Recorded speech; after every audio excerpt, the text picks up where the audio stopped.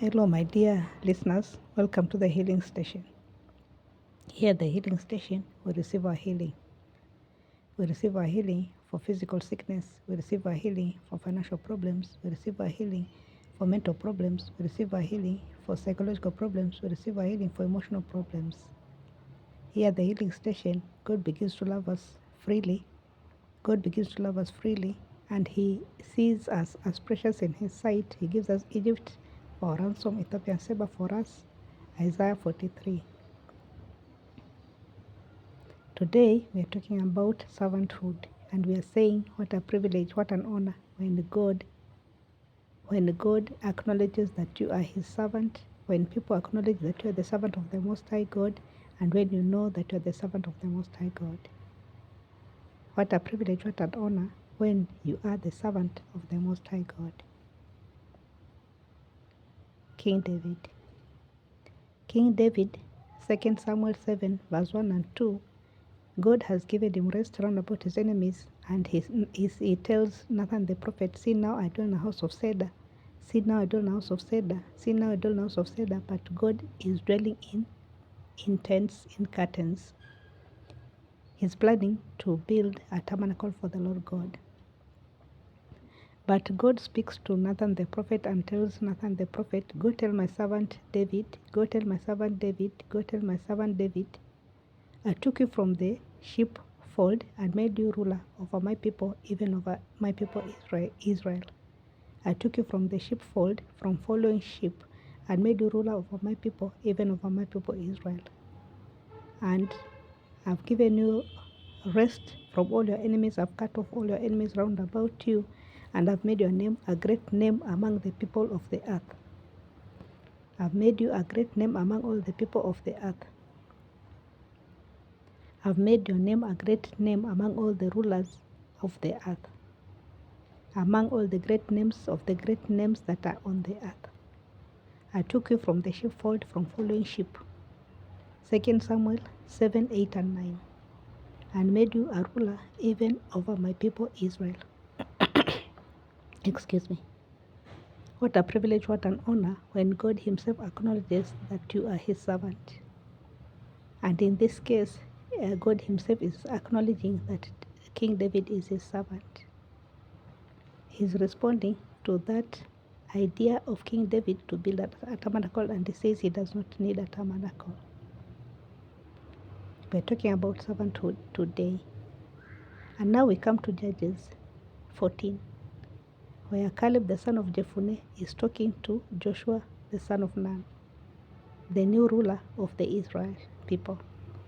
And he's saying, "When I was 40 years of age, the servant of the Lord Moses took me from Kadesh Barnea to spy out the land." When I was 40 years of age, the servant of the Lord Moses took me from Kadesh Barnea to spy out the land. Sent me from Kadesh Barnea to spy out the land, and I came back with a good report, because I wholly followed the Lord my God. But my comrades came back with a report that made the hearts of the people to melt. But I wholly followed the Lord my God. And that day Moses, the servant of the Lord, so he made a promise, he made an oath, and so and said that the place that I've gone to shall be my inheritance. Mount Hebron shall be my inheritance. Therefore, give me that mountain. I'm strong today, I was strong then for war, to go out and to come in, give me that mountain. It's been 45 years, I'm 85 years of age, and I'm strong today, I was strong then for war, to give me that mountain. And Caleb is acknowledging that Moses is the servant of the Most High God.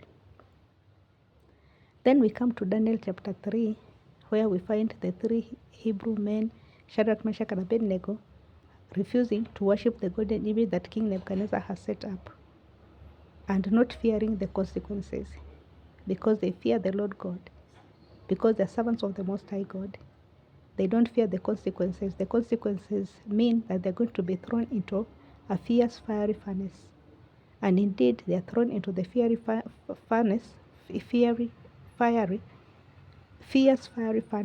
and it's been burned. The heat has been intensified 7 times. And the people who have thrown them in there have already been burnt quickly. The fire has already burnt them. Meanwhile, the three Hebrew men, Shadrach, Meshach, and Abednego, fall headlong into the fire and they are bound. But a minute later, King Nebuchadnezzar rises up in haste and exclaims and says, "Did we not throw 3 men in there bound? And now how come I see 4 men walking free and unhurt? And one of them is like the Son of God, walking free and unhurt. And one of them like the Son of God." And his counselors and captains admit that yes, it is true. We threw in 3 men in there, but now we are seeing 4. And King Nebuchadnezzar approaches the fiery furnace, the fierce fiery furnace, and calls out and says, "Shadrach, Meshach, and Abednego, servants of the Most High God, servants of the Most High God, servants of the Most High God, come forth and come thither, come forth and come thither." And they step out of the fire. And everybody acknowledges that the fire has not had power over their bodies. Their bodies are untouched, their clothes are untouched, their the hairs on their head are untouched. They've been untouched by the fire. Why have they not been touched by the fire? Because they're servants of the Most High God, and because our God is a consuming fire. He's a consuming fire, and therefore he's bigger, a lot bigger than the fierce fire that Nebuchadnezzar has built up. And today at the healing station, we are saying, what an honor, what a privilege when people call you servants of the Most High God.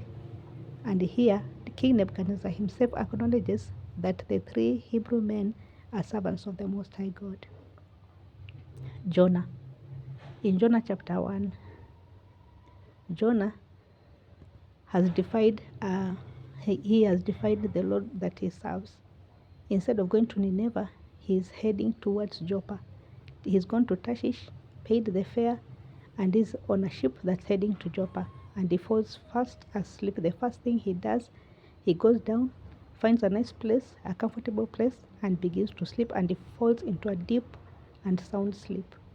While he's sleeping, a storm begins to rage, and the heathen and the sailors are panicking, and they're crying. The mariners are crying to their gods, because they think that death has come. They are seeing that death has come. So the captain comes to wake Jonah up because he's still sleeping, and Jonah joins everybody at the upper deck.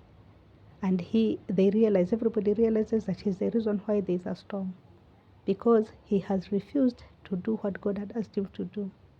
He has refused to go to Nineveh to speak to the people in Nineveh. And now the mariners begin to ask him, "Tell us about yourself. Who are you? Where are you from? And what is your occupation?" And he says, "I'm a Hebrew. I fear the Lord God, the God who made the heavens and the earth and the sea. I fear the Lord God of heaven, which made the sea and the dry land." This is Jonah describing himself. When he's asked about his occupation, he says, "I fear the Lord, the God of heaven, which made the sea and the dry land." Jonah knows that he's the servant of the Most High God. Jonah is very much aware that he's a servant of the Most High God. And that is why he can sleep right through a storm. That is why he's untouched by the storm. Now, there are privileges when we serve the Lord God. There are many privileges when we serve the Lord God. Like in the case of the 3 Hebrew lads, we find that God knows how to promote our bodies so that our bodies are above circumstances. The 3 Hebrew lads, their bodies were higher than the fire. The fire could not touch their bodies.